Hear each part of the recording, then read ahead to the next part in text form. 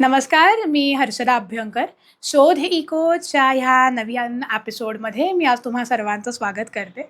आज आपल्याकडे वेगळे असे स्पीकर आलेले आहेत, प्रशांत दीक्षित. नमस्कार. तुम्ही त्यांच्याबद्दल ऐकलेलं आहे, त्यांनाही तुम्ही ऐकलेलं आहे. अनेक ठिकाणी तुम्ही त्यांचे लेख वाचलेले आहेत. पण आज मात्र ते आपल्याशी नुकतीच आता इलेक्शन्स अगदीच अराउंड द कॉर्नर आहेत. तर या सगळ्या लोकल इलेक्शन्समध्ये, इकॉनॉमीमध्ये वेगवेगळ्या फॅक्टर्सचा कसा प्रभाव पडतो किंवा काय प्रकारचं बिहेवियर, वागण्यातले बदल हे आपल्याला लोकांमध्ये बघायला मिळू शकतात, याबद्दल आपण आज त्यांच्याशी चर्चा करणार आहोत. So first of all thank you so much. Thank you Harshada, तुझ्या नव्या उपक्रमाला आधी शुभेच्छा. थँक्यू. आणि ॲक्च्युली आम्हाला जेव्हा काका लोकल इकॉनॉमी किंवा वोटिंग बिहेवियर या विषयाबद्दल थोड्या चर्चा करायची होती किंवा अजून जाणून घ्यायचं होतं, तर तुमचं नाव आमच्या डोक्यात सगळ्यात आधी आलं. आणि वी आर ग्लॅड की शोध इकोच्या पॉडकास्टमध्ये तुम्ही आलात. आणि now moving to the main discussion for the day. माझा सगळ्यात पहिला प्रश्न असा आहे की आजकाल फ्रीबीजच्या बाबतीत आपल्या आजूबाजूला खूप डिस्कशन्स होत असतात. आणि काही लोक म्हणतात की फ्रीबीज ह्या एक चांगला मार्ग आहे आपल्या मतदारांपर्यंत पोहोचण्याचा. त्याचबरोबर हे एक वेलफेअर मेकॅनिझम पण आहे.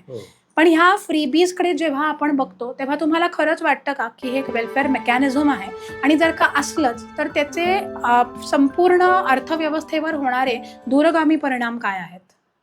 खूप डेप्थचा प्रश्न आहे तुझा, म्हणजे याला खूप अँगल्स आहेत. प्रथम म्हणजे मी जेव्हा 2 पत्रकार म्हणून काम केलं आहे, पण त्याच्यानंतर जेव्हा 2 पंतप्रधानांच्या कारकिर्दीवर काम करत होतो, त्यातल्या दोघांवर मी पुस्तकं लिहिली. एक नरसिंहराव, जे हे तू इकॉनॉमिक पॉलिसीज वगैरे ज्याचा उल्लेख केलास, ते 91 पासनं जे भारतात बदल ज्यांनी घडवले ते, आणि पुढे आता नरेंद्र मोदी, अशी 2 पुस्तकं माझी राजहंसाने प्रकाशित केली. त्याच्यात फ्रीबीजचा प्रश्न कसा येतो त्या ह्याने मी सांगतो या 2 पंतप्रधानांच्या. थोडक्यात सांगायचं तर 91 पासनं आपली इकॉनॉमी इतकी वेगाने बदलली, त्यांनी जे धाडसी निर्णय घेतले त्यातनं मोठ्या प्रमाणात मध्यमवर्ग तयार झाला. जो मध्यमवर्ग पुढे स्टेबल व्हायला लागला. ज्या मध्यम वर्गातनं तू आलेली आहेस आणि तू असे नवीन प्रयोग करण्याची क्षमता हळूहळू त्यात यायला लागलेली आहे. तर हे नरसिंहरावांचं कॉन्ट्रीब्युशन आहे. पॉलिसीज जेव्हा मूलभूत काही बदल करणाऱ्या येतात आणि त्या व्यवस्थित इम्प्लिमेंट केल्या जातात, तेव्हा त्याचा काय फायदा होतो ते त्यातनं दिसलं.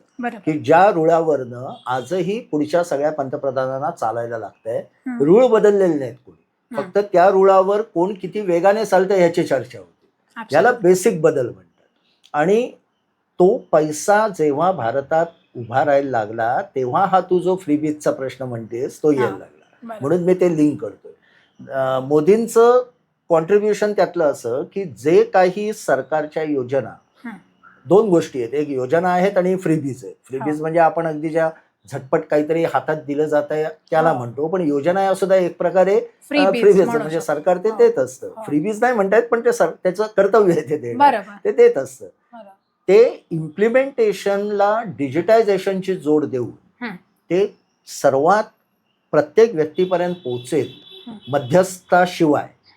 पूर्वी योजना सर्वसामान्य माणसासाठीच वापरल्या आखल्या जायच्या, पण त्या पोहोचायच्या नाहीत खालपर्यंत. मध्यस्थ, जशी मनरेगा ही जी काँग्रेसची योजना होती, त्यांनी कितीतरी गरिबांना फायदा मिळवून दिला, कारण त्याच्यात पैसे मिळायचे ठराविक दिवसाच्या कामाचे. पण त्याच्यात खूप जण मधल्यामध्ये पैसे खात होते, खोटी रजिस्ट्रेशन होत होती. मोदींच्या संपूर्ण कारकिर्दीत तंत्रज्ञान, जे आपलं टेक्नॉलॉजी सगळी आहे, त्याचा इतका उत्तम उपयोग करून घेतला गेला आणि त्यामुळे त्या घराघरात तुमच्या मोबाईलवर सगळं यायला लागलं. म्हणजे आज शेतकऱ्याची योजना असेल, महिलांची असेल, वृद्ध माणसांची असेल, तुमच्यासारख्या तरुणांची असेल, ज्या काही, if you are apply for a government scheme and you are register, ती तू लायक झालीस त्याला, तर ती तुझ्या मोबाईलमध्ये येतं. त्याचं मध्ये काही तुला मध्ये कोणीच नसतं. हा एक मोठा फरक आहे. आता आपण त्याच्यावरनं फ्रीबीजवर येऊ. झालं कसं, स्वतः नरेंद्र मोदी हे फ्रीबीजच्या विरोधात होते आणि ते त्याबद्दल बोललेलेही होते. पण भारतात कोविड नंतर एक मोठी स्थिती अशी झाली आहे, जी अजूनही आपल्यासमोर चॅलेंज आहे, की जेवढी कारखानदारी वाढायला हवी आणि जेवढा त्यातून रोजगार वाढायला हवा, जेवढी प्रायव्हेट इन्व्हेस्टमेंट वाढायला हवी, हं. ती आपल्याकडे होत नाही.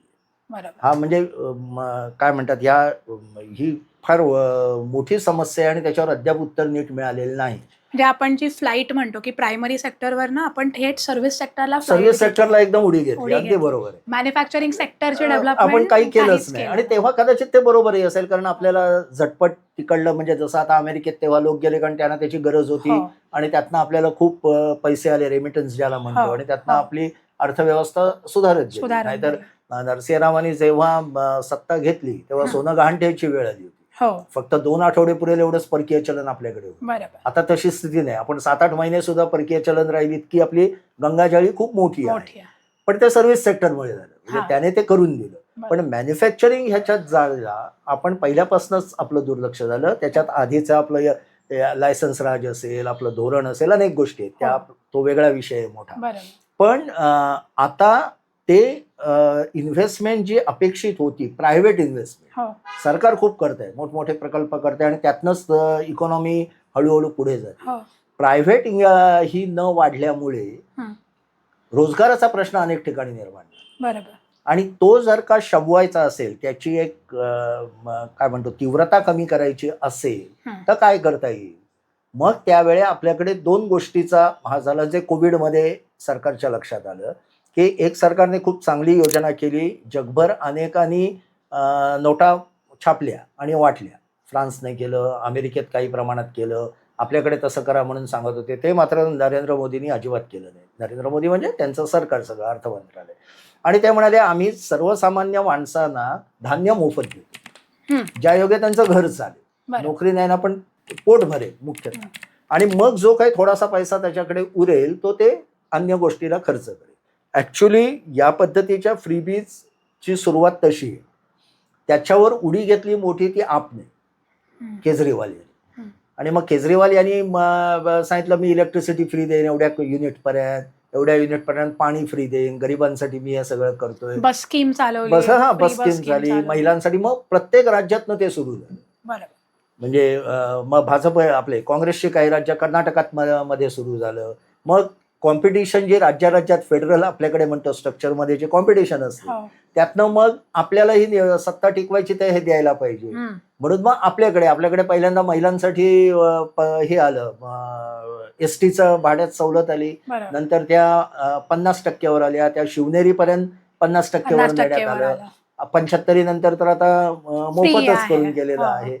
तर या पद्धतीने, आणि याला एक नाव दिलं गेलं वेलफेअर स्टेट, कल्याणकारी राजवट. तर कल्याणकारी राजवट हा खूप मोठा अतिशय उत्तम कन्सेप्ट आहे आणि सरकार म्हणून ती पाळलीच पाहिजे. पण ती कल्याणकारी राजवट इकॉनॉमीला जोर द्यायला किंवा इकॉनॉमीची गती वाढवायला, अर्थव्यवस्था अधिक सक्रिय करायला फायद्याची ठरतीये का अर्थव्यवस्थेचंच सकिंग करते, ते हे करून घेते? हा बेसिक प्रश्न आहे. आणि हा मोदींना माहित होता म्हणून मोदी आधी त्याला विरोध करत होते. पण डेफिसिट बद्दल बोलायला लागतात. नाही, मग जेव्हा त्यांच्या लक्षात आलं की मोदींची प्रायोरिटी जेव्हा त्यांनी बदलली, तर त्यांना बदलावी ही झाली की आपल्याला भारतीय जनता पक्षाचं सरकार म्हणजे संघ परिवाराचं सरकार हे अजून 20 वर्ष इथे कायम ठेवायचं. काँग्रेस सरकार, जे काँग्रेस 47 सालापासून 91 पर्यंत सलग होतं, 88 पर्यंत. तर हा प्रायोरिटी जेव्हा बदलते, नरसिंहरावांसमोर इकॉनॉमी एवढीच प्रायोरिटी होती. इथे पॉलिटिक्स कळायचं आहे, माझं सरकार टिकवायचं आहे, राज्यांमध्ये भाजप पसरवायचं आहे. मग तिथल्या रेसमध्ये जायचं असेल तर मला पण या गोष्टी केल्या पाहिजे. हे झाल्यानंतर त्यांचं सगळं धोरण बदलायला लागलं आणि आता ती लाटच आली आहे. म्हणजे आता ते या पद्धत म्हणजे प्रत्येक कुठलाच राज्य त्याच्यापासनं दूर नाही.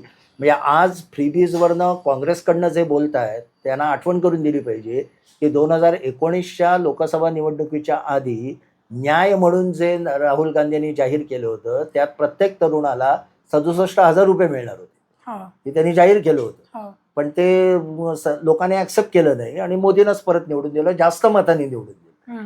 सो फ्रीबीज कल्चर हे दुर्दैवाने आपल्याकडे आलेलं आहे. ते काही प्रमाणात अत्यावश्यक असलं तरी जेव्हा ते सर्व ठिकाणी सर्व बाजूने पसरायला लागतं तिथे पंचायत होते. आणि त्यातला जो मगाशी म्हटलं तसं त्याने इकॉनॉमी गतिमान होतीये का इकॉनॉमी मंदावतीये हा एक भाग, आणि त्यातला धोका सगळ्यात हा असतो की एकदा तुम्ही कोणाला काही द्याल तर ते सोडायला लोक तयार नसतात. हा, म्हणजे ते किती नसतात. श्रीमंत असो, ते काही गरिबांचाच प्रश्न आहे असं असं नाही. नाही. सक्तीने काढून घ्यायला लागतं आणि सक्तीने काढून घेतलं की त्याचा परिणाम तुमच्या पॉलिटिक्सवर होतो. तर असं हे विशेष सर्कल आहे.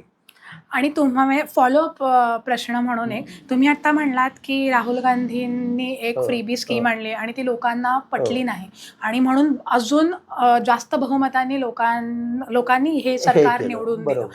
तर हे करताना याच्यात एक वोटर्स बिहेवियर हा एक आस्पेक्ट इथे खूप आपल्याला येतो. महत्वाचं आहे. हो. तर हा तुम्हाला याच्यातनं कसा बघायला मिळतो की कुठल्या प्रकारच्या फ्रीबीज लोकांना पटू शकतात, त्यांना रुचू शकतात, आणि कुठल्या प्रकारचे आणलेले असे काही स्कीम्स किंवा कुठल्या प्रकारच्या अशा आणलेले काही प्रोग्राम्स ह्याला लोक डावलवूनही टाकू शकतात, असं Correct. काय वाटतं तुम्हाला? हे नक्कीच होतं, कारण आपल्याकडे असं समजलं जातं की काहीतरी दिलं हा. की तो आपल्याला मतं देणार.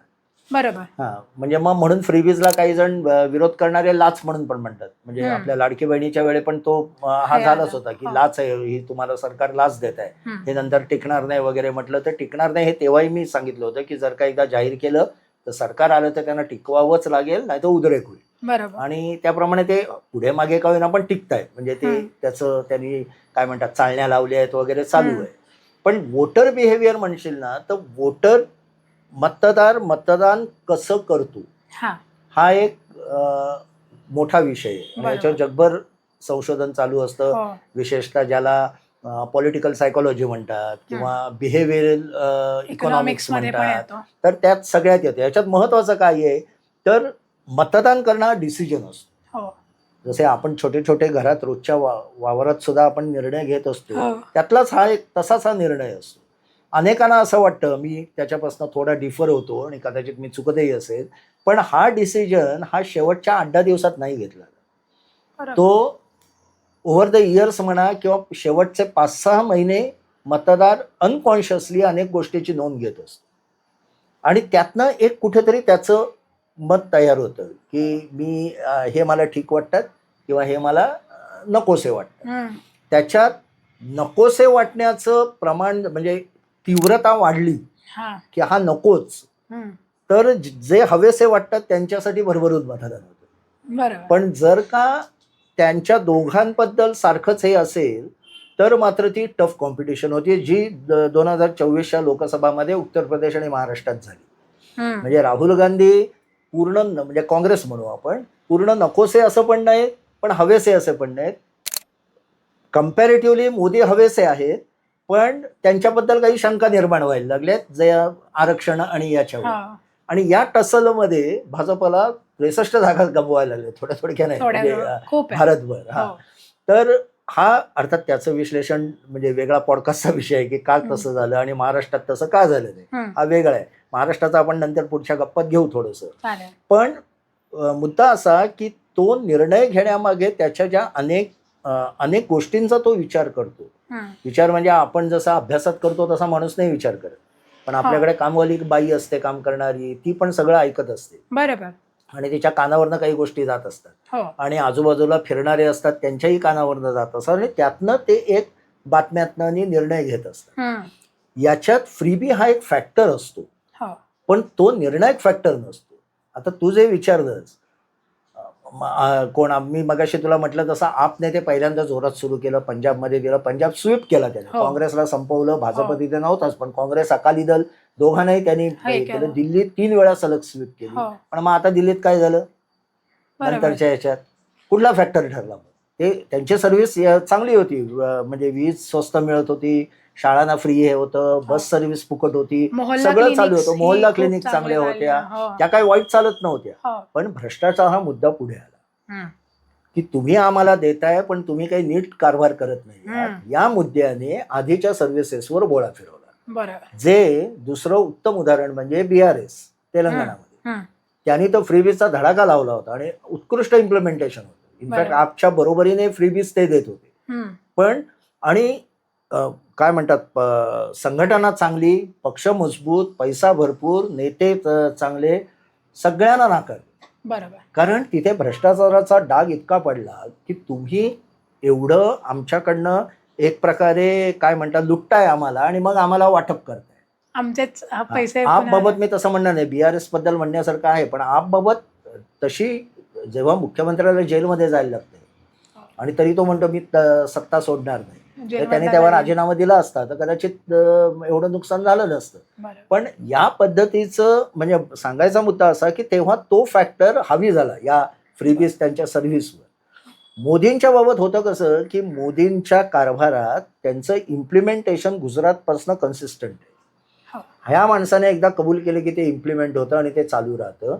आणि जरी आम्ही विरोधक अनेक जण चेष्टा करत असलो की नाही भ्रष्टाचारी बघा लोकांना पण जवळ त्याला न खाणे दूंगा हे काही बरोबर नाही हे नाही, पण लोक म्हणतात याच्यावर डाग नाही आहे ना अजून. केंद्र सरकारवर आज 12 वर्ष सरकार आहे आणि 2002 पासून ते सत्तेत आहे. म्हणजे आज इतके वर्ष झाल्यावर अजून म्हणजे गुजरात दंगल हे काही भ्रष्टाचाराचं उदाहरण नाही, तो इमोशनल वेगळा भाग आहे. तर यातनं एक जी क्रेडिबिलिटी तयार होते व्यक्तीची त्याचा परिणाम होतो. बरोबर. जसं आपल्याकडे बऱ्याच प्रमाणात देवेंद्र फडणवीसांचे की व्यक्तिगत क्रेडिबिलिटी मोठी. कदाचित हे पर्सनॅलिटी कल्ट हाच भाग आहे, पण तो क्रेडिबिलिटीतनं गेलेला कल्ट आहे. एक तुमच्या कारभारातनं जे दुसरं उदाहरण मध्य प्रदेशचे हे शिवराज सिंग चौहान बरोबर 8 लाख मताधिक्याने निवडून आले. मोदींचा दम निघाला वाराणसीत 1.5 लाख मताधिक्य मिळवतात. हे 8 लाख मताधिक्याने 20 वर्ष सत्ता हे करून निवडून आले. याचा अर्थ अँटी इन्कम्बन्सी इतकी आणि ही लाडकी बहीण मूळ तिथली आहे मध्य प्रदेशात ती आपल्याकडे आली. सो त्यामुळे हा एक पर्सनॅलिटी फॅक्टर मोठा होतो. आणि मग नेत्यांची म्हणजे तू वोटर बिहेवियर म्हणतेस म्हणून मी त्या सगळ्यात आणतो की एक तर तुमचं गव्हर्नमेंट कसं काम करताय, सर्व्हिसेस तुम्ही लोकांसाठी देताय का, आणि हे बातम्यांवर नसतं, लोकांना कळत असतं, लोक बघत असतात, अधूनमधून ते बातम्यांचा उलटा सुलटा परिणाम झाला तरी एक ते नोंद घेत असतात. दुसरं म्हणजे तुम्हाला आता म्हणाले तसं कल्टपणा किंवा कल्ट हा थोडा निगेटिव्ह शब्द आहे, पण कामातनं आलेली एक विश्वासार्हता हा एक भाग असतो. तिसरा म्हणजे स्थानिक त्यांचा जो नेता प्रतिनिधी असतो त्याची इमेजही महत्वाची असते. जी 2024 मध्ये भाजपला महागात पडली, विशेषतः उत्तर प्रदेशमध्ये बऱ्याच ठिकाणी त्यांनी खासदार जुने बदलले, नवीन दिले, तिथे चांगल्या मताने निवडून आले. आणि उत्तर प्रदेशात नेमकं ते केलं नाही. हा केलं नाही, जे इंटरनल पॉलिटिक्स वेगळं आहे, पण तिथे त्यांनी सपाटून मार खाल्ला. याचं कारण असं की शेवटी मोदी छान आहे तो. म्हणजे उत्तर प्रदेशातले तेव्हा नंतर जे सर्व्हे आले होते, जी लोक फील्डमध्ये फिरली, त्यांनी असं सांगितलं की अनेकांनी सांगितलं की नाही मोदी तो ठीक है, वो तो चुन के आने वाले हैं, 400 बोल रहे हैं, इसको हम लेसन सिखाना चाहते हैं, ये हमारा काम नहीं करता. लोकल लेवलला हा पडला तरी चालेल ना, त्यानं येणारच आहे 400. जेव्हा ते रिअलाइज झालं की अरे नाही त्यामुळे मोदींनाच धक्का बसलाय, ते हरियाणात बदललं, पुन्हा महाराष्ट्रात बदललं. तर त्यामुळे तिसरा जो फॅक्टर असतो की लोकल तुमचा जो त्या पक्षाचा रिप्रेझेंटेटिव्ह तो कसा आहे, तो जर का तो पण डिलिव्हरी करणारा असेल, तो पण नॉन करप्ट असेल, त्याची इमेज तशी असेल, कधी धावून येणारा असेल, मुख्यतः सरकारी योजना नीटपणे पोचताय ते बघणारा असेल, तर ती चेन तयार होते आणि मग ती त्या पक्षाला फायद्याची ठरते. आणि हे ते कामाचं कुठल्याही, हे पूर्वी काँग्रेसकडे ऑपअप होतं स्वातंत्र्य चळवळीतनं आलेलं, पण जेव्हा सत्ता मोठी झाली तेव्हापासून ते 70च्या दशकापासून ते कार्यकर्ते खालचे विस्कळीत व्हायला लागले आणि पक्षही फुटायला लागला. म्हणजे आज तू बघशील तर प्रादेशिक पक्षाचे सगळे प्रमुख मोदींना चॅलेंज करतायत ते सगळे काँग्रेसमध्ये, म्हणजे काँग्रेसच ते ऑपशूट म्हणतात तसं हे आहे. सो हा एक फॅक्टर असतो. तिसरा असतो मोठा, तो म्हणजे महिलांचं थिंकिंग. वुमन वोटर हा एक खूप महत्वाचा आहे आणि त्यांच्या प्रायोरिटीज त्यांच्या या खूप वेगळ्या असतात, असं माझाही अनुभव आहे. कशाने सांगतो तुला की तुम्ही एखादी आरोग्याची सेवा द्याल, आपल्याला असं वाटतं की महिलांसाठी आम्ही आरोग्याची दिली आहे, त्याचा त्यांना फायदा आहे. बरोबर आहे, होतो फायदा, होत नाही असं नाही, पण संसारी स्त्रीची पहिली प्रायोरिटी कुटुंबाचं आरोग्य ही असते, हे लक्षात घेतलं जातं. म्हणजे नवऱ्याला काही चांगलं मिळत असेल तर तिला जास्त आनंद होतो, मुलांना मिळत असेल तर तिला होतो, मग तिला मिळतो तेव्हा तिला आनंद होतो. ही सायकोलॉजी आपल्या भारतीय याच्यात आलेली आहे. याचा विचार करून जेव्हा योजना आखल्या जातात तेव्हा त्या यशस्वी ठरतात. बरोबर. आणि दुसरं म्हणजे फ्रीडम देणाऱ्या, म्हणजे तो जो आपला विषय होता पॉलिसी आणि पीपल याच्यात कसा होतो. आता उत्तर प्रदेशचंच उदाहरण देतो मोठं हे. मी मोदींचा अभ्यास करताना मुद्दाम पाहिलं ते, की गॅस सिलेंडरची योजना आली. त्याचा नंतर खूप सर्व्हे झाला. खूप जणांनी केला सर्व्हे आणि त्यात असं लक्षात आलं, की पहिला गॅस तर येतोय मोफत, पण पुढच्या गॅससाठी पैसे द्यायला लागतायत आणि तेवढे काही रक्कम नाहीये. जरी सबसिडी मिळाली तरी ₹800 वगैरे द्यायला लागतायत. हो. पण त्याच्या विरोधात आवाज उठत नव्हता. हं. तर का उठत नव्हता? त्या सर्व्हेतनं असं दिसलं, की एकतर गावातल्यानी महिला असं म्हणायला लागल्या, की आता मोदीजीने तो एक बार दे दिया. आता माझ्या नवऱ्याची जबाबदारी आहे, की त्याने आणून दिला पाहिजे. हा एक भाग झाला. पण गॅस मला हवाय कशासाठी? तर जळण आणण्यासाठी रोज जो माझं 1.5-2 तास फिरायला लागत होतं आणि तेव्हा अनेक वाईट गोष्टींना तोंड द्यावं लागत होतं. जंगलात फिरताना, हे करताना, गावगुंडांचं याचं ते सगळं बंद झालं. तो जो 1.5-2 तास मला मिळाला, त्याच्यात म्हणजे एक गावातलं उदाहरण देतो. तिथे फुटबॉल बनवले जातात. उत्तर प्रदेशात हो. आपल्या उत्तम फुटबॉल मेरठ आणि इथे. बनवले हो. जातात. त्या म्हणाल्या त्या बायकांनी सांगितलं, की मी रोज 3 फुटबॉल बनवायचे, ते 7 बनवायला लागले. कारण घरी कारण गेल्यावर वेळ काळजी मिळाला नव्हती. नाही आणि धूर वगैरे नसल्यामुळे आरोग्य सुधारलं. त्यामुळे बरोबर. इनडायरेक्ट फायदा असा झाला. शौचकूपांशी तेव्हा खूप चेष्टा झाली. स्वच्छ भारत म्हणून मोदींनी जाहीर केलं. मोदींचा एक हा काय आहे, म्हणजे मुद्दाम कौतुक करावं असं नाही, पण ते खूप गरिबीतनं अगदी 2-3 खोल्यांच्या यातनं हळूहळू चढत गेल्यामुळे खरोखर ग्राउंडवरच्या गरिबांना काय हवंय, हं. त्यांना GDP एवढा वाढला, हे वाढला याच्यात नाहीये. पण माझी चूल बंद होऊन बिनधुराचं घर मला मिळतंय. मला नळातनं पाणी मिळतंय. मला जायला लागत नाही आणि मला गावाबाहेर म्हणजे शौचकूपन असल्यामुळे तू किती तिकडे फिरलीस माहीत नाही, पण मी बऱ्याच भारतातल्या भागात फिरलो. अनेकांना संध्याकाळपर्यंत महिला वाट बघत बसायच्या आणि हो. त्याचे खूप शारीरिक परिणाम, आरोग्याचे दुष्परिणाम व्हायचे. हो. आणि मग शिवाय त्याच्यानंतर म्हटलं तसं गावगुंडांचा त्रास, या सगळ्या गोष्टी बंद झाल्या. हं. म्हणजे खूप प्रमाणात कमी झाल्या. अजूनही ती हां. मोहीम चालू आहे. आता हे नळ से जल हो. ही आता सगळीकडे हर व्हायला घर लागली. जल हर आहे. घर जल ही झाली. हो. तर याचे जे साईड इफेक्ट असतात ना, जे फायदे होतात ते कुठेतरी रजिस्टर होतात बरोबर. आणि त्याचा मग एक क्युम्युलेटिव्ह इफेक्ट. कलेक्टिव्ह इफेक्ट याच्यावर मतदार म्हणतो की मी हे करीन. आता तू जो 19चं म्हणालीस तसं राहुलने तसं सांगितलं, हं. राहुल गांधींनी. पण त्याच्या आधी राफेलवरनं त्यानं सुप्रीम कोर्टात फटका दिला. हो. राम मंदिरावरनं फटका दिला. त्यातनं असं झालं की तुमची क्रेडिबिलिटी खाली यायला लागली. हं. दुसरा भाग असा की नाही म्हटलं तरी राहुल गांधींवर हे ओझं आहेच ना, की एवढे वर्ष असताना तुम्ही काय केलं? तुम्ही कुठपर्यंत तुम्ही होतात ना इतके वर्ष सरकारमध्ये. जे नव्हतेच, केजरीवाल सत्तेत नव्हतेच. त्यामुळे त्यांच्यात ताजेपणा होता ना, याला इसको दिक्कत. आणि त्यांना क्रेडिबिलिटी वाढवायला सुरुवातच सुरुवातच होती आणि ते अण्णा हजारे वगैरे सगळ्या आंदोलनामुळे झालीच हो, होती. आणि झालीच. दुसरं कसं की अरे नवीन आहे ना, बघूया ना काय करतोय. यांच्याकडे तो नसल्यामुळे मग जरी मोदींनीही तेव्हा ₹6,500 जाहीर केले, यांनी 60-62 काहीतरी गेले होते, हो. यांनी 6,000 गेले, पण निवडणुकीच्या आधी 2 हप्ते जमा झाले. हं. तर हा म्हणजे लंकेत सोन्याच्या विटा तसा विचार करण्याच्या ऐवजी माझ्या खिशात आत्ता आले आणि हा माणूस देऊ शकतो कारण हा त्या पद्धतीने काम करणार आहे. हं. याचा 2019 मध्ये परिणाम झाला.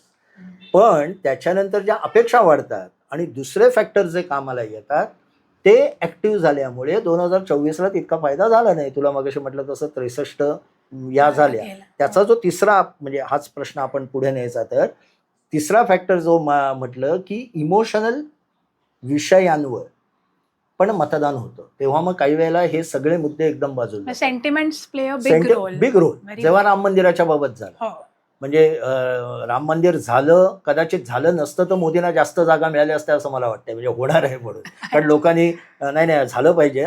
ते कसं झालं आता विषय संपला. 370 विषय संपला. तुम्ही चांगलं काम केलं. हा. आता मी दुसरीकडे बघतो. हा. हे अंगाशी आलं उलट बरोबर. वेगळ्या पद्धतीने. पण आरक्षणाबाबत जे झालं ना की तो अनेक लोकांसाठी अतिशय सेंटिमेंटल, त्यांच्या काय आयुष्याशी निगडीत विषय आहे. हं. तर जेव्हा हे काहीतरी बाष्काळपणे मोदींचे म्हणजे काही खासदार बोलले की नाही आम्ही आरक्षण राज्यघटना बदलणार, हा. आरक्षण रद्द असं नाही म्हणाले, राज्यघटना बदलणार आहोत, ते जे सगळीकडे पोचलं हं. आणि ते पोचण्यात पुन्हा तू जे म्हणतेस मतदाराचं बिहेवियर, त्याच्यात आता सगळ्यात मोठा फॅक्टर झालाय टेक्नॉलॉजी. बरोबर. पूर्वी काय व्हायचं की आपण आपण इथे 5 जण बसलोय आणि इथे आपल्याला एखादी गोष्ट कळली आणि वाटलं की नाही नाही याच्या हे बरोबर नाही, थांबवलं पाहिजे आपल्याला, मतदान म्हणजे आपण मनात विचार करू की मतदान वेगळं करू. आता ते आपल्यापुरतं थांबत नाही. तू व्हॉट्सअप करतेस, तुझ्या ग्रुपवर हो. टाकतेस. हो. तो पुण्यातला नसतो ग्रुप फक्त, असतं. तो भारतभर जातो. तर हा विषय सगळीकडे काही अर्ध्या तासात पूर्ण भारतात पसरलेला असतो आणि त्याच्यातल्या काही जणांच्या डोक्यात ते संशयाचं बीज पेरलं जातं, जे काही जणात जोरदारपणे ऍक्टिव्ह होतं. काही जण म्हणतात नाही आम्हाला तसं वाटत नाहीये, पण म्हणजे काय म्हणतात, मतं कापायला सुरुवात होते त्यात हो. कोणाच्याही बाजूला, म्हणजे कुठल्याही पक्षासाठी हे आहे. तर टेक्नॉलॉजी हा पण त्यातला फार म्हणजे मोठा world at your finger tips जे आपलं बरोबर आहे. फोनमुळे झालेलं बरोबर आहे, आहे. त्याच्यात बरोबर. जे तुम्ही मगाशी म्हणलात की महिलांचे पण पॉलिटिकल व्ह्यूज किंवा हो. महिलांना आलेल्या योजनांबद्दल काय वाटतं, याच्यातही खूप मोठा रोल डिजिटायझेशनचा आहे प्रश्नच नाही. की त्यांच्यापर्यंत पण सगळी माहिती हो. पोचायला लागली हो. आणि घरोघरी ह्या चर्चा महिलांमध्येही खरं सुरू आहे. झाल्या. पण आता आपण जेव्हा हे वोटिंग बिहेवियर आणि डिजिटायझेशन याच्याबद्दल बोलतोय, तर आपण थोडं वोट बँक पॉलिटिक्स याच्याकडे येऊयात. आणि डिजिटायझेशनचा काही परिणाम हा वोट बँक पॉलिटिक्सवर झालेला दिसतो का?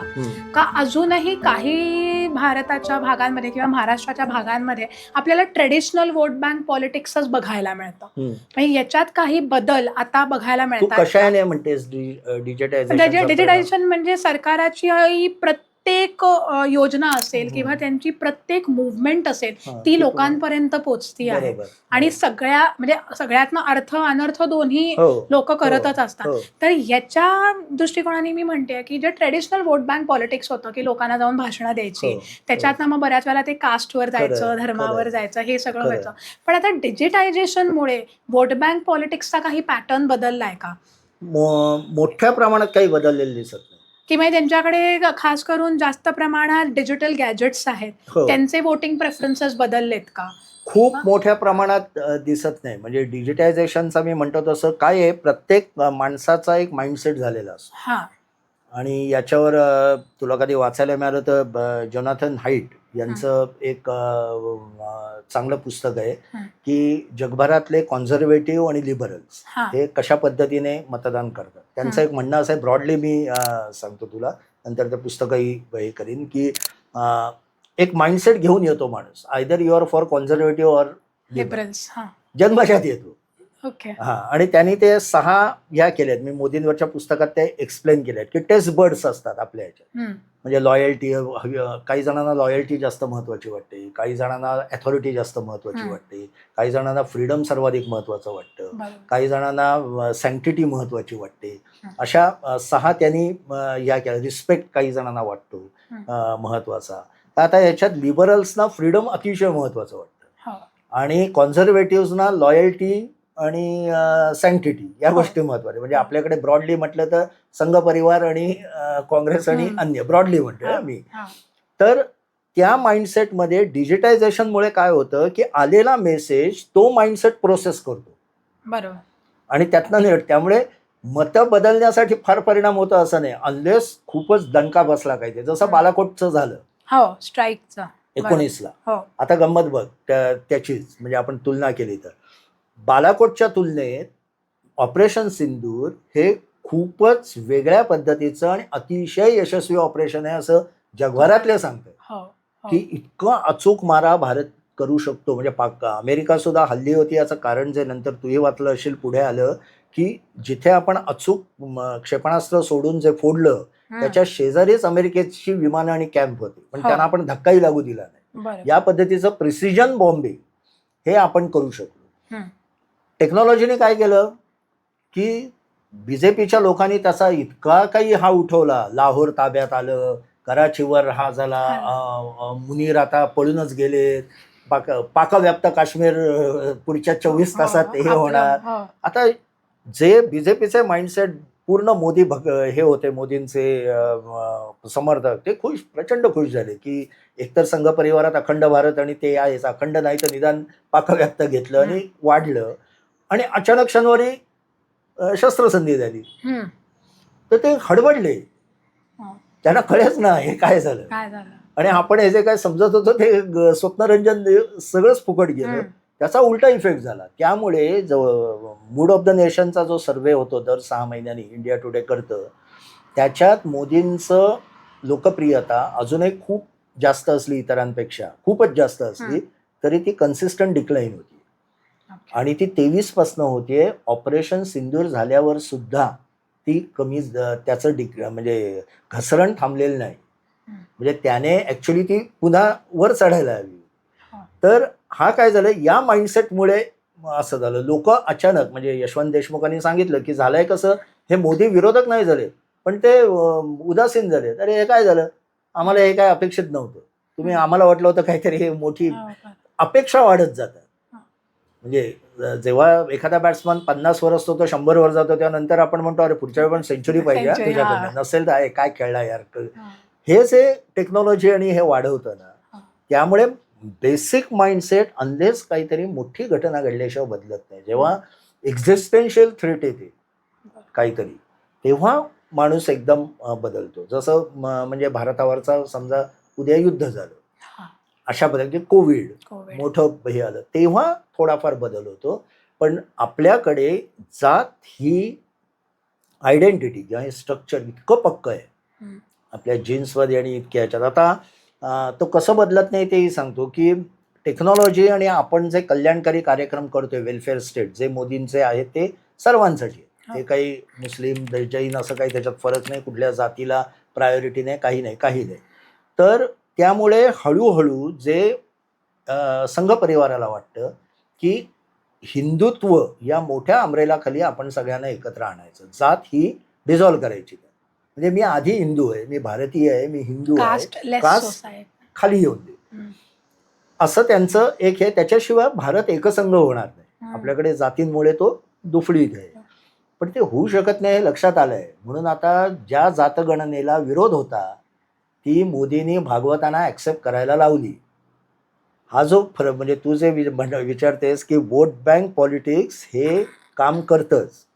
जाती काही किंवा मी फक्त जातच म्हणेन असं नाही, इकॉनॉमिकली पण काही ग्रुप झालेले असतात, पण ते इतके पक्के नसतात. आपल्याकडे जात ही गोष्ट इतकी पक्की आहे की त्यामुळे त्या पद्धतीचं वोट बँक पॉलिटिक्स हे सर्वांना करावंच लागतं. त्याच्याशिवाय जर का तुम्हाला निवडून यायचं तर, म्हणजे तुम्हाला सामाजिक सेवा करायची असेल तर त्याची काही गरज नाही, पण इलेक्शनसाठी तुम्हाला मात्र याचा विचार करून, कॅल्क्युलेशन करून त्यांची बांधणी जोडणी करायला लागते. ते वास्तव अद्याप आपण दूर करू शकलेले नाही, उलट त्याच्या अस्मिता वाढत गेलेली आहे. म्हणजे कंगोरे अधिक शार्प झालेले आहेत आणि याच्यावर कधी ना कधी सगळ्यांना विचार करावाच लागेल. पण मग ह्या सगळ्याचा आपण जर का आत्ता एक आढावा घेतला आत्तापर्यंत, मग फ्रीबीज असेल किंवा महिलांना कळत गेलेलं पॉलिटिक्स असेल, ह्या सगळ्याचा आढावा घेताना काही रिसर्च असं देखील सांगतो की अर्बन वोटर्समध्ये ॲपथी किंवा इनडिफरन्स हा खूप वाढत चाललेला आहे. तसं तुम्ही म्हणलात की मोदींची प्रियता ही हळूहळू कमी होते, पण मग ही जी ॲपथी आहे किंवा अर्बन वोटर्सचा इनडिफरन्स आहे, हा का आपल्याला अजूनही बघायला मिळतो जेव्हा एवढे सगळे फॅक्टर्स? त्याला महत्वाचं कारण हे आहे की तुझ्या माझ्यासारखी, म्हणजे असं म्हणतो आपण ज्या सर्कलमध्ये वावरतो, आपला किती काळ सरकारशी थेट संपर्क येतो नाही तर, आणि गरिबांचा किती येतो. आज 300च्या वर गरिबांच्या योजना आहेत ज्याच्याशी त्या प्रत्यक्ष ते निगडीत आणि त्यांना प्रत्येकाची माहिती असते. त्यामुळे त्यांना त्यांचं सरकार येणं त्यांच्यासाठी अत्यावश्यक असतं, जे तुझ्या माझ्यासाठी नसतं. उद्या वेगळंच सरकार आलं म्हणजे लोकशाही व्यवस्थेत, तर आपला काय, आपल्या आयुष्यात फार मोठा फरक काय पडणार आहे. थोडीफार महागाई वाढेल, ते आपण कॉम्पन्सेट करू. आपले म्हणजे आपल्याला गॅस मिळायला काही अडचण येत नाही, आपल्याला आपले ट्रान्सपोर्टला काही अडचण येत नाही, आपल्याला रोजच्या आपल्या सगळ्या ॲक्टिव्हिटीज घरातल्या असतील त्याला अडचण येत नाही, कार्य काही असतील, लग्न म्हणजे हे चालू असतील त्याला अडचण येत नाही. सरकार म्हणून आपण थेट सरकारची आपल्याला गरज कधी पडते तर आता तर असं झालंय की तुम्ही गाडी घ्याल तर लायसन्स कार्डपासून सगळं डीलरच आणून देतो तुम्हाला. तू तुझ्या आयुष्यात किती वेळा सरकारी कार्यालयात गेलीस काम करायला? नाहीच. मी सुद्धा नाही गेलेलो. मी आता एवढा म्हणजे फार कमी, अगदीच कमी वेळा गेलो. म्हणजे जन्म दाखला किंवा ह्याच्या पलीकडे ते सुद्धा आता डिजिटल.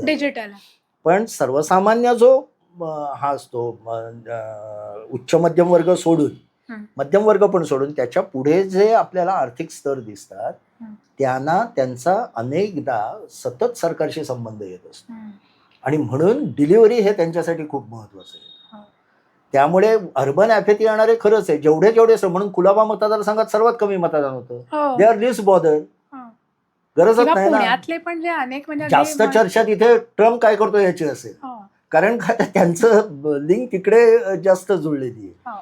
तर हा जेव्हा जेव्हा तुम्ही सरकारशी म्हणजे आता कसं होईल की इमर्जन्सी जेव्हा झाली तेव्हा मध्यम वर्गापासून उच्च मध्यम वर्ग सगळ्यांची तोंड म्हणजे सगळ्यांवर बंदी आली, मग जाणवायला लागलं अरे आपल्याला उतरलं पाहिजे. कोविड काळात जसं एक सगळे समपातळीवर खाडकन आले. नोटबंदीला मोदींनी सगळ्यांना एकदम सारख्या याला आणलं. अंदेस ते सोडलं तर संबंध येत नाही ना. आणि त्यामुळे अर्बन जो आहे ना, आणि हे देशाचं आपल्या एक दुर्दैव आहे मोठ्या प्रमाणात. मला नेहमी वाटतं की आपल्याकडे म्हणजे केंद्रीय अर्थसंकल्पाची चर्चा प्रचंड होते, पानाच्या पानं लिहिली जातात, विशेषांक निघतात, पण जी आपल्या पुणे महानगरपालिका, ठाणे महानगरपालिका यांच्या अर्थसंकल्पावर जी बेसिक चर्चा व्हायला हवी त्याचं जे नुसतं विश्लेषण नाही, मी म्हणेन अगदी छिद्रावले म्हणजे त्याची अगदी फार पंचनामा करायला हवा, तो होत नाही. आणि याचं त्यामुळे झालंय असं की आपल्याकडे लोकल बॉडीज या इकॉनॉमिकली खूप वीक आहेत. केंद्र सरकारकडे भरपूर पैसा आहे, त्यांच्याकडनं तो येतोय, ग्रामपंचायतींना येतोय, पण लोकल बॉडीज प्रचंड वीक आहे. कारण त्यांचा आता ऑक्ट्रॉय वगैरे पण जीएसटी मुळे गेला, उत्पन्नाची साधनं कमी झाली आणि सर्व्हिसेस तर द्याव्या लागतात मोठ्या प्रमाणात. तर हा जेवढा अर्बन मिडल क्लास उच्च मध्यम वर्गाने हा सगळा याबाबत सजग होईल, पुण्यात सुदैवाने खूप लोक तसं काम करतात. म्हणजे तू मगाशी नाव घेतलं ट्रान्सपोर्टमध्ये अभ्यंकर करतात, ते खूप करतात, पर्यावरणावर करतात, पण ओव्हरऑल बेसिक नीड्स किंवा स्ट्रक्चर याच्याबद्दल आपल्याकडे अवेअरनेस असला तरी मग पुढची टप्पा येतो तो आंदोलनं करणं. त्याच्यासाठी वेळ नसतो आपल्याला. आणि अर्बन वोटर कधीच खरंच वेळ नसतो, जेन्युअनली वेळ नसतो त्याला, असंही हे नाहीये. तर अशा यामुळे लोकल बॉडीज मधल्या लोकांचं फावतं, ते नेतात हे करून. पण नगरसेवकाला मग कधी ना कधी जो नगरसेवक दिसतही नाही त्याला फटका बसतो, पण जो लोकांशी संपर्क ठेवून असतो, छोट्या छोट्या गोष्टीत त्या गोष्टी सॉल्व्ह करत असतो, त्याला लोक बरोबर मग निवडून देतात. पण अर्बन ॲपॅथीचं मूळ कारण आपला सरकारशी इंटरॅक्शन होणं जे कमी आहे, गरज कमी आहे, ते आहे असं मला वाटतं. बरोबर.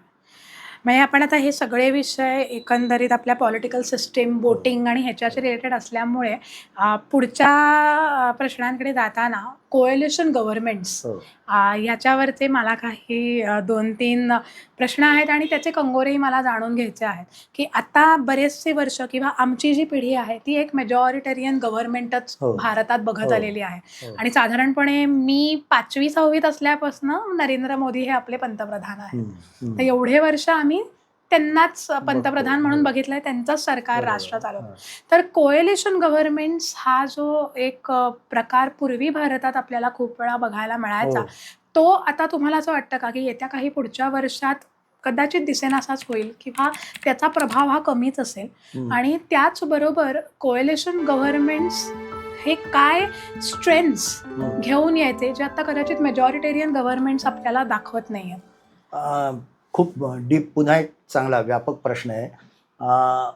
कोएलिशन किंवा आघाडी सरकार, पहिलं कसं होतं, जे ट्रान्सफॉर्मेशन आपल्या भारतीय पॉलिटिक्समध्ये झालंय, काँग्रेस हा जो पक्ष होता ना, ती एक मोठी अमरेला होती आणि त्याच्यात ह्या जर तू आघाड्या म्हणतेस ना, यात सामावल्या जायच्या. म्हणजे एका बाजूला दीनदयाळ उपाध्यायांसारखे कॉन्झर्वेटिव्ह होते नेहरूंच्या पहिल्या मंत्रिमंडळात, आणि जयप्रकाश नारायण आणि यांच्यासारखे जयप्रकाश नारायण मंत्रिमंडळात नव्हते पण त्यांचे सहकारी वगैरे समाजवादी जे परस्पर विरोधी टोकं डावे होते, हे सगळं एक म्हणजे एक आघाडीच होती मोठी, जी काँग्रेस या एका याच्याखाली स्वातंत्र्यपूर्व काळापासून जोडली गेलेली होती आणि ती राज्य करत होती. नंतर हे तुला मगाशी म्हटलं तसं प्रादेशिक पक्ष फुटायला लागले, इंडिव्हिज्युअल त्यांच्या आकांक्षा वाढल्या, काँग्रेसमध्ये त्यांना संधी मिळत नाहीशी झाली. मग आपल्याकडे शरद पवार बाहेर आले, तिकडे मुलायम सिंग बाहेर आले, ममता बॅनर्जी बाहेर आल्या, विजू पटनाईक म्हणजे नवीन पटनाईकचे वडील बाहेर आले, द्रविड फक्त म्हणजे द्रविड मुंद्यात्र कळभंग वगैरे ते पहिल्यापासून इंडिपेंडंट होते. पण अशा तुला सगळीकडे फाटाफुटी झालेल्या दिसतील. हा. म्हणजे मध्य प्रदेश, राजस्थान इथे सुद्धा छोटे छोटे पक्ष निर्माण झालेले आहेत. बंगालमध्ये डाव्यांनी आपली मोठी आघाडी उभी केली. सो मधल्या काळात मग जेव्हा राजीव गांधींनंतर काँग्रेस खाली झाली, उतरणीला लागली, सत्ता गेली, तेव्हा हे प्रादेशिक पक्ष एकत्र आले. कारण तेव्हा दुसरा पोल भाजप इतका कणखर झालेला नव्हता.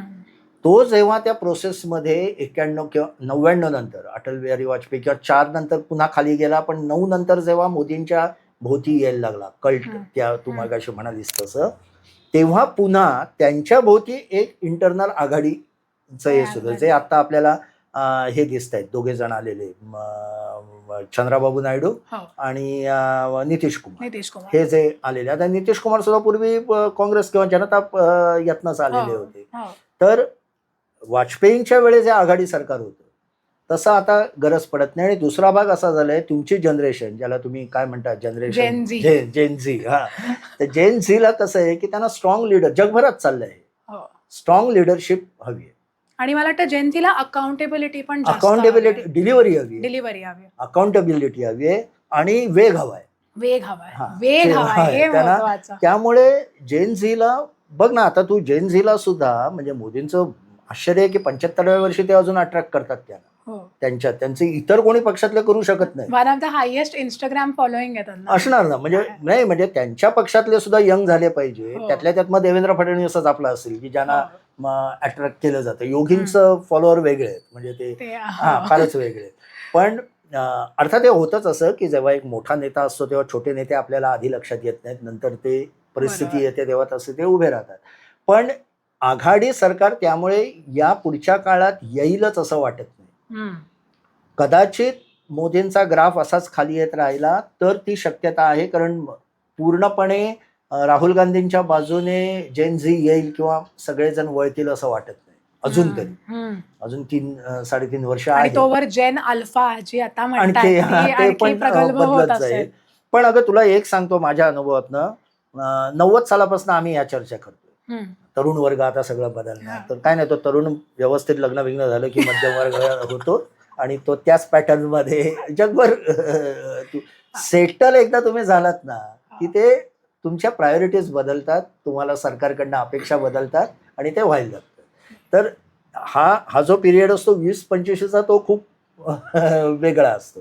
तर त्यांना अट्रॅक्ट करणं हा एक भाग आहे. पण तू जे म्हणालीस आघाडी सरकारांचा, तेव्हा एक फायदा काय व्हायचा, प्रादेशिक पक्षांना महत्व यायचं आणि त्यांच्या ज्या डिमांड्स आहेत, त्यांचे जे अग्रक्रम प्रायोरिटीज आहेत, त्या ऐकल्या जायच्या.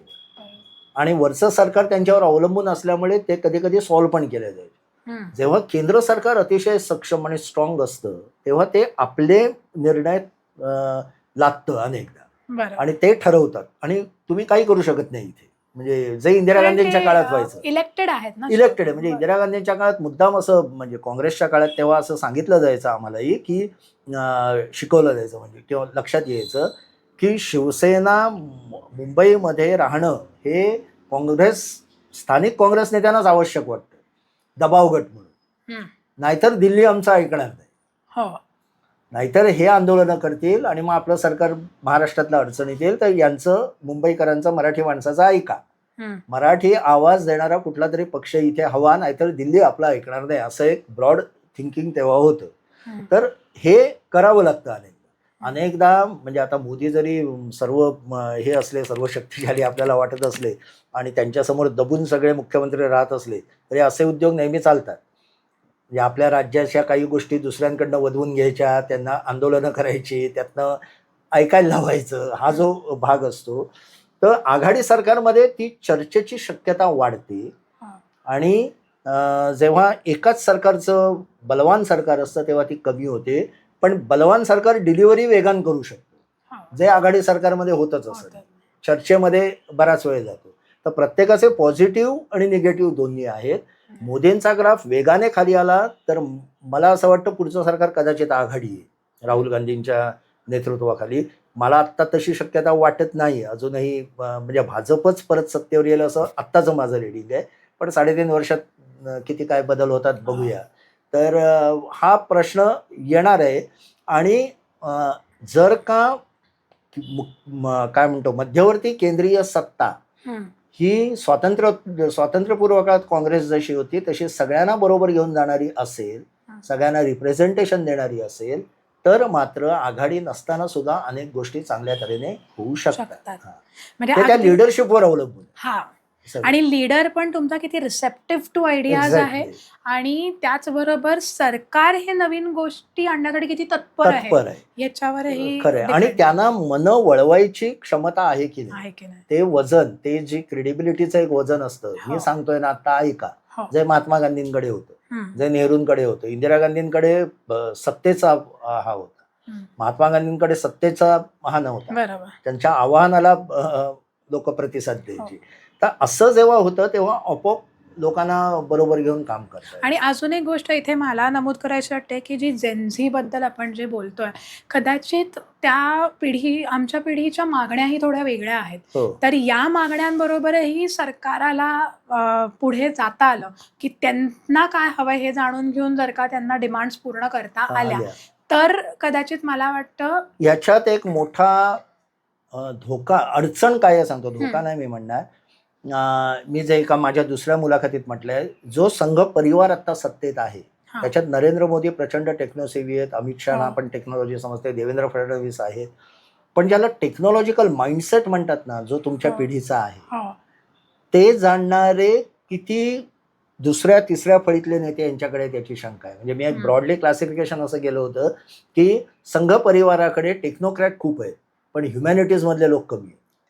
आणि ह्युमॅनिटीजचं एक थिंकिंग वेगळं असतं, टेक्नोक्रॅटचं वेगळं असतं. तू स्टीव्ह जॉबचं आत्मचरित्र, आपले चरित्र जे मोठं याने एरिक्सननी लिहिलंय ते वाचलं असशील तर त्याच्यात तो म्हणाला की मी जेव्हा स्वतःला, स्टीव्ह जॉब स्वतःबद्दल बोलतोय, मी अशा तिठ्यावर उभा आहे की जिथे ह्युमॅनिटीज आणि टेक्नॉलॉजी एकत्र येत आहे आणि मला ॲपल तसं घडवायचं. म्हणून स्टीव्ह जॉबने नवीन शोध काहीच नाही लावला. स्टीव्ह जॉबने बाकीचे शोध असे एकत्र आणले की ॲपल आपला दोस्त बनून गेला सगळ्यांचं. तर हे जे आहे ना, कारण त्याला ह्युमॅनिटीजचा पण स्पर्श होता आणि टेक्नोक्रॅट पण होता.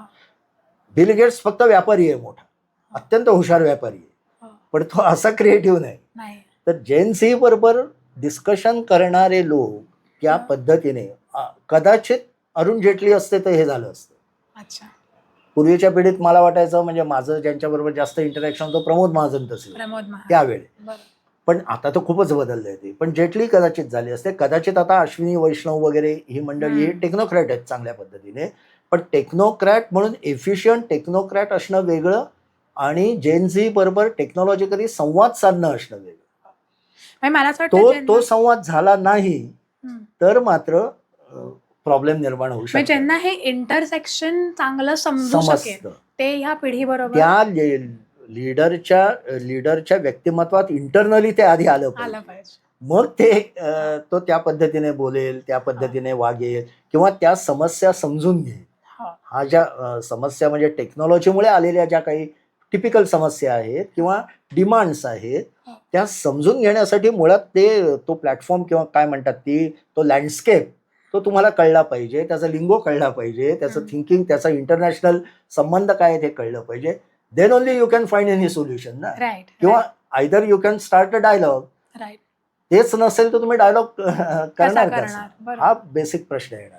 आणि थोडं एक पॉडकास्टच्या शेवटाला येताना, म्हणजे आता जी काही करंट सिच्युएशन आपल्याला बांगलादेशमध्ये सरकार उठवून टाकताना युथ किंवा युवकांकडनं जो काही आपल्याला एक प्रकारची मी म्हणेन एक प्रकारचा राग त्यांनी दर्शवला, किंवा नेपाळमध्ये जे आता आपण सोशल मीडिया बॅन नंतर जे बघितलं, त्या प्रकारचे काही थ्रेट्स तुम्हाला भारतात जाणवतात का?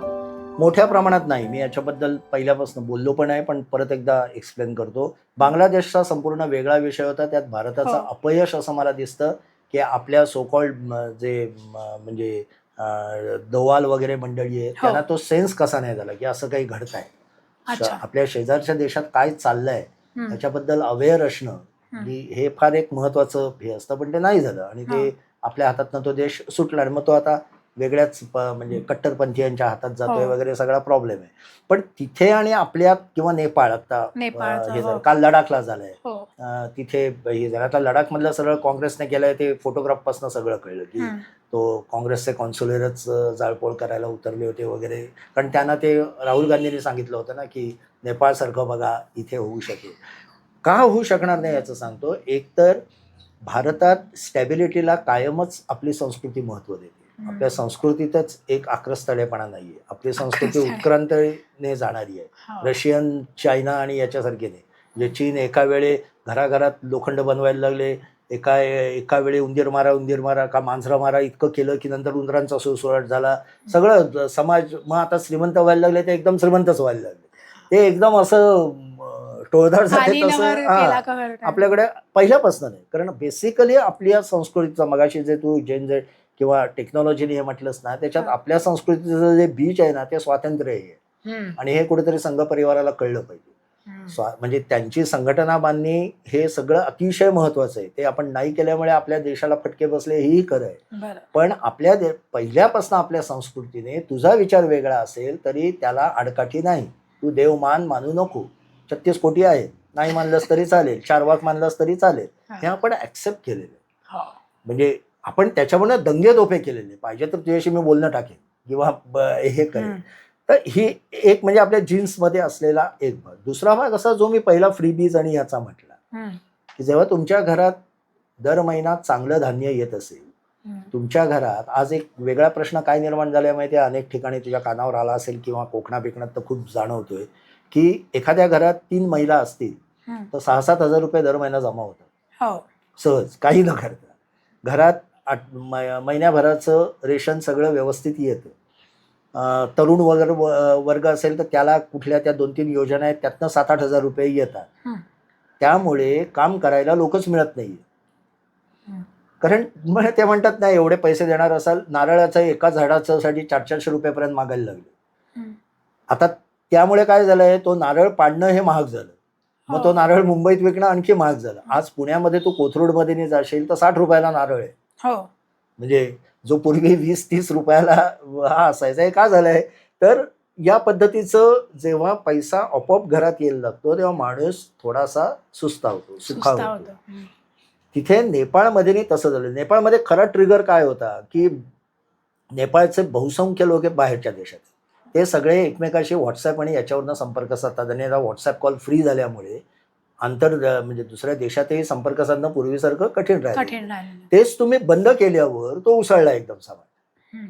हे मुळात हे झालं. आणि दुसरा, श्रीमंती दिसत होती ना किती वाटेल तसं हे श्रीमंत होते आणि आम्हाला काही मिळत नाही. आपल्याकडे अजून त्या पद्धतीचं हे नाही. हे पहिल्यापासून नाही. म्हणजे काँग्रेसने भले काही नेते मोठे झाले असले तरी साखर कारखाने काढले, त्यातनं शिक्षण संस्था आल्या, कॉलेज आली, त्यातनं ॲब्सॉर्ब व्हायला लागले, थोडा रोजगार जायला लागला किंवा लोकांपर्यंत पैसे यायला लागले त्यातनं. हा जो झिरपण्याचा प्रकार आहे ना तो आपल्याकडे असल्यामुळे आणि सरकारबद्दल तिकडे जसं अविश्वासाचं झालं तसं वातावरण अद्याप झालेलं होणार नाही असं सांगता येण्याचं मी उदाहरण मुद्दाम देतो नाव घेऊन की प्रताप सरनाईकनी जी टेक्सला घेतली आणि त्याचं प्रदर्शन केलं ते तरुण वर्गाला अजिबात आवडलेलं. आणि त्याचं जे मूर्खपणासारखं समर्थनही केलं की नाही तरुण वर्गाला कळावं म्हणून दिलं. 3.5-4 नाही जास्तच कोटीची असेल ती गाडी, की नको आहे ना त्याच्यापेक्षा तू काम करून. त्याने त्याच्या मतदारसंघात चांगलं काम केलं हेही सांगतो ठाण्यामध्ये. म्हणजे त्याने जो त्याचा नगरसेवक असताना किंवा विधानसभेचा मतदारसंघ अतिशय उत्तम ठेवलेला आहे. पण जेव्हा तुम्ही संपत्तीचं अशा पद्धतीचं प्रदर्शन करायला लागता तेव्हा फरक होतो. मग जेव्हा आपल्याकडे म्हटलं जातं की टाटा ब्रँड आणि अंबानी ब्रँड, फरक का पडतो लोकांच्या परसेप्शनमध्ये, हा जो फरक येतो ते जे होऊ नये ते व्हायला लागलं वाईट पद्धतीने, विशेषतः राज्यकर्त्यांकडनं व्हायला लागलं. तर मग ती इनइक्वॅलिटी डोळ्यात भरायला लागेल आणि मग अशा काही गोष्टी होऊ शकतात. तुम्ही तुमच्या लीडर पासून डिस्टंट होत जाता. प्रचंड. You don't feel connected. अजिबात राग यायला. आता कसं आहे मी म्हटलं तसं मोदींची ही खाली येते त्याच्यात ती उदासीनता आहे. उदासीनता अजून रोष किंवा रागामध्ये कन्व्हर्ट नाही झाली. 2014 मध्ये अण्णा हजारेंचं आंदोलन, निर्भया प्रकरण, तू ऐकलं असशील तर निर्भया प्रकरण केवढं महिलांमध्ये हे झालं त्यातनं एक. आणि मुंबईवरचा हल्ला, दहशतवाद्यांचे हल्ले सुरू झाले, त्याच्यानंतर हिंदू म्हणजे ते भगवा दहशतवाद आलं, त्यातनं एक असा राग यायला लागला की हे सरकार काय करताय. आणि मग ते एकदम मोदींसारखा चेहरा समोर रिप्लेसमेंट, आणि तो सुद्धा काय ऍक्सेप्ट झाला लोक लक्षात घेत नाहीत. जेव्हा अनेकदा चर्चा होते, म्हणजे तुमच्यासारख्या तरुणांनी पण बघावं की नितीश कुमार तसे का नाही होऊ शकले, गडकरी का तसे होऊ शकले नाहीत, मोदी का लोकांनी का सिलेक्ट केलं त्याला कारण गुजरात मॉडेल. गुजरात मॉडेल. कुठल्याही माणसाला, मतदाराला, कर्नाटकमधला, महाराष्ट्रातला, मध्य प्रदेश, राजस्थान, त्याला नितीश कुमार म्हणजे माझा देश बिहारसारखा व्हावा असं वाटत नव्हतं ना, तर माझा देश गुजरातसारखा व्हावा. तिथे जे काही त्यांनी केलं होतं, तर हे मॉडेल जेव्हा केजरीवालने पण दिल्ली मॉडेल आणलं ना, पंजाबमध्ये फायदा करून पंजाबमध्ये घेतला, हो. तर मॉडेल लागतं काहीतरी. आणि मग तो चेहरा मॉडेल ते सगळं एकत्र जमत आलं. पण तो जो रोष होता 2014ला, तसा अद्याप रोष इथे निर्माण झालेला नाही. अजूनही महागाईचा दर हा 5% वगैरे तो जास्त आहे, तेव्हा तो 13%वर गेला होता, हो. 12%च्या. तर त्यामुळे या पद्धतीच्या छोट्या मोठ्या घटना घडतील किंवा घडवल्या जातील असंही कारण आहे की, पण मोठ्या प्रमाणात जे अशी तुलना करणं ही चुकीची आहे. नेपाळमध्ये काय झालं, बांगलादेशमध्ये काय झालं, किंवा तुला आठवत असेल तर 15-1 वर्षापूर्वी अरब स्प्रिंग म्हणून सगळीकडे तिकडे झालं. काय झालं पुढे, चालू झाला, सगळीकडे सेटल झाली. तर बरं. ही सायकल येत असतात, येत राहतात. भारतात आत्ता मला तशी स्थिती वाटत नाही. अगदी शेवटच्या प्रश्नाकडे येताना, आता आपण जेनझी आणि या सगळ्याबद्दल चर्चा करतो, तर जे आता नवीन मतदार तयार होत आहेत, कारण 18 वर्षाचे जेव्हा आम्ही झालो किंवा आता आमच्या नंतरची पिढी होते, तेव्हा सगळ्यात जास्त एक्साइटमेंट या गोष्टीची असते की या इलेक्शन्सला मला मतदान करता येणार. तर आता आपले राज्याचे इलेक्शन्स, महापालिकेचे पुण्यातले इलेक्शन्स अराउंड द कॉर्नर आहे, जानेवारी. तर या इलेक्शन्सच्या आधी तुम्ही नवीन मतदारांना काय सांगू शकता? नवीन मतदारांना सांगेन की तुमच्या परिसर आधी कसं आहे, आपल्याकडे सगळ्यात नागरिकांना सांगण्याची गरज आहे. मुळात तुमचे प्रभाग काय आहे ते समजून घ्या. तुमच्या प्रभागात कोण कोण नेते उभे राहणार आहेत आणि ते शोधता येतात. सोसायट्यांमधनं लोक फिरायला लागली. तुमच्या तक्रारी काय आहेत, मी आहे इथे, माझं ऑफिस इथे आहे वगैरे, त्याच्यावरनं कळता येईल. त्याच्याशी इंटरॅक्शन करा, त्याला तुमच्या समस्या सांगा, त्याला सांगा की या समस्या सोडण्याचं बद्दल तू सोडवून दाखवतेस का आधी, किंवा काय नक्की करणार आहेस. आणि त्याच्यानंतर तुम्ही पॉलिटिक्स बाजूला ठेवून इन्फॉर्म डिसिजन घ्या. आणि याच्यासाठी फक्त पेपरच्या आणि बातम्यांवर अवलंबून राहू नका. तुम्ही तुमचं इंटरॅक्शन, तुमचा प्रभाग, त्यातले जे प्रत्येक पक्षाचे प्रमुख किंवा अपक्षही कोणी असेल जो ऍक्टिव्ह आहे, मुळात तुम्हाला तो दिसतो का, तो तुम्हाला भेटतो का, तो तुम्हाला ऍक्टिव्ह कळतो का, हा, आणि मग तुमच्या ज्या बेसिक प्रश्न आहेत ते तो सोडवणार आहे का, याच्यातनं तुम्ही निर्णय घ्या. आणि तुम्ही जर का इव्हन सोसायट्यांनी सुद्धा कलेक्टिव्हली याबाबत निर्णय घेतला तर त्याचा मोठा परिणाम होईल. दरवेळी आपण मध्यम वर्ग नाही, त्यांना त्या झोपडपट्टीत मतं मिळतात, त्यांना इकडे हे मिळतात. आपल्याला आपलं ऐकलं जात नाही, याचं कारण आपण आपला मतदानाचा दबाव सांगत नाही, दाखवून देत नाही. याचं मी उदाहरण देतो. ठाण्यातलं आनंद दिघे मोठे नेते होते, ते त्यांच्याशी गप्पा मारताना व्हायचं, मी एकदा त्यांना असं विचारलं होतं, तुम्ही टपरीवाल्यांना फार महत्व देता, आमच्याकडच्या समस्यांकडे लक्ष देत नाही. त्यामुळे ते देणार पण नाही असं त्यांनी सांगितलं. म्हणजे गमतीत ज्ञानी नाही. त्याचं कारण असं, मी तुझं काम करून दिलं, म्हणजे मला म्हणाले, मी तुझं काम करून दिलं आणि नंतर म्हटलं बघ तुझं काम करून दिलं की नाही, तर तू म्हणशील मोठं काय केलं, कायद्याने द्यायलाच पाहिजे होतं. टपरीवाला मतदान करायला येतो माझ्यासाठी. हा जो फरक आहे ना, तर ही कमिटमेंट मतदारांनी दाखवली पाहिजे. तू माझं काम करशील, तू माझं ॲक्सेसेबल असशील आणि तुझी मतं मला पटत असतील तर मी येईन. मी तेव्हा सुट्टीवर जाणार नाही, फिरायला जाणार नाही, लॉंग विकेंड करणार नाही. आणि तुला जेव्हा जेव्हा काही याची गरज लागेल तेव्हा मी पण तिथे असेल, म्हणजे एक सहानुभूती म्हणून. असं जेव्हा इंटरॅक्ट, असं नाही होत आपल्याकडे. आणि सोसायट्यांमध्ये तर अजिबात. तुला पहिल्यांदा म्हटलं तसं, वी आर लिस्ट बॉदर, मला करायचं आहे काय, पाणी आलं रे, नको येऊन दे, टँकर बोलवा, प्रश्न सुटतो ना. टँकर आला की माझा राग निघून जातो, पाण्याला पाणी मिळतं. बस. हे कुठेतरी बंद होऊन आपल्याला मध्यम वर्गाने सुद्धा, म्हणजे पुण्यासारख्या, ठाण्यासारख्या, म्हणजे आपण मुख्यतः पुण्यातलं कोथरूडमध्ये बसलोय म्हणून सोसायट्यांचा प्रचंड मोठा दबावगट सुरू होऊ शकतो. फक्त त्यांनी ते इंटरॅक्शन करून दाखवून दिलं पाहिजे की मी भले तुला निवडून आणून नसेल पण मी तुला पाडू शकतो. एवढा जरी दबाव आला तरी आपलं नागरी व्यवस्था बऱ्यापैकी सुधारू शकेल. So thank you so much. Thank you. खूपच इन्फॉर्मेटिव्ह आणि खूप जास्त मी म्हणेन आपल्याला आज विश्लेषण करायला खूप वाव मिळाला. आणि बऱ्याच वेळेला जेव्हा बातम्या आमच्यापर्यंत पोचतात किंवा खास करून इंस्टाग्राम आणि फेसबुक यांच्याशी इंटरॅक्शन जेनझीचं खूप असतं, तर बरीचशी इंटरप्रिटेशन्स किंवा आमच्या मनातली परसेप्शन्स ही त्याच्यावरनंच बनलेली असतात. बरोबर. त्याच्यात असा वेल इन्फॉर्म्ड रिसर्च बरोबर. किंवा एक चौफेर वाचन असं काही त्याच्यात नसतं. तर कदाचित हा नाही, रिसर्चपेक्षा मी मुद्दाम तुला सांगेन की म्हणजे तुझ्या मार्फत हां. जेनझीने फेसबुक, इंस्टाग्राम हे सगळं करा, हं. पण जमिनीवर उतरा, संस्थेत जा, कुठेतरी स्वतःला तू जसं आता हे सुरुवात करतेस, तुला ज्यातनं हे शोध इकोमधनं जे अनुभव येतील, हं. ते जे शिक्षण आहे ना, हां. ते त्या फेसबुकवरच्या शेरेबारीपेक्षा जास्त महत्वाचं आहे. हो, बरोबर. आणि त्यातनं जे तुझा डेटा जमा होईल ना, तो हो. जास्त मौलिक असेल. बरोबर. म्हणजे तुझ्यासारख्या सगळ्यांनी लोकांनी कुठेतरी एंगेज व्हावं कुठल्या तरी बरोबर. संस्थेशी आणि बरोबर. ऍक्टिव्हली पार्टिसिपेट व्हावं. हे फेसबुक वगैरे हे वरवरचं आहे. हे हळूहळू आताच फेसबुकचं म्हणजे आता ते वृद्धांचं हो, हो. म्हणायला लागले. हो. आणि इंस्टाग्रामवर तात्पुरतं काहीतरी दाखवलं जातं, त्याने आपला मेंदू एक्साइट होतो, पण तो सारासार विचार करण्याची क्षमता वेगाने कमी करतो असं जगभरचे रिसर्च हो, दाखवत आहेत. आहेत. हो. त्यामुळे तुम्ही रस्त्यावर उतरा, म्हणजे सक्रिय व्हा. कुठलीही सोसायटीची मिटिंगला तरी हजर राहा. हं. सोसायटी चांगली होण्यासाठी तरी ऍक्टिव्ह व्हा. कार्यक्षम. अशा पद्धतीने झालं तरच नागरी व्यवस्था सुधारू शकेल. बरोबर. So thank you so much Thank for you. Joining on our podcast. Stay tune. शोध इकोच्या यूट्यूब चॅनलला नक्की सबस्क्राईब करा, लाईक करा आणि मॅक्सिमम लोकांपर्यंत आमचा हा पॉडकास्ट पोचवा. New episode, new stories and new speakers every time for you, हाच आमचा प्रयत्न आहे. धन्यवाद. धन्यवाद हर्षदा, मजा आली.